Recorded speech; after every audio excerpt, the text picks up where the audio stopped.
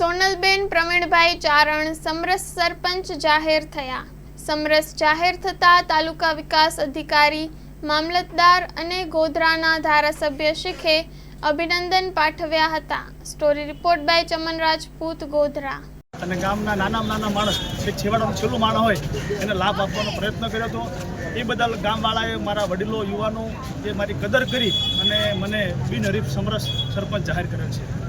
આખું ગામ ભેગું થયું અને ભાઈ આ પ્રવીણભાઈએ સારું કાર્ય કર્યું છે તો એને બીજા 5 વર્ષ ગામને સેવા કરવાનો મોકો આપો। શું પ્રાધાન્ય છે તમારું? અમારું પ્રાધાન્ય એ છે કે ગામમાં પાણીની વ્યવસ્થા ઓલરેડી છે પણ એનાથી વધારે મજબૂત બને।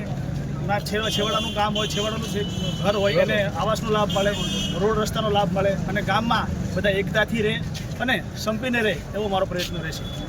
બીજી કોઈ સરકારી યોજનાઓ છે એ ગામમાં આવે તો મારો ખૂબ પ્રયત્ન રહેશે, કારણ કે આપણા લોકલાડીલા ધારાસભ્ય શ્રી રાહુલજી સાહેબ છે, ઉપર સાંસદ સાહેબ છે, જિલ્લા પંચાયત સદસ્યોને તમામનો સાથ સહકાર મળે છે, જેથી કરીને અમે ગામનો અમારા પ્રમાણે જે પણ થાય વિકાસ કરવાનો પ્રયત્ન કરીશું।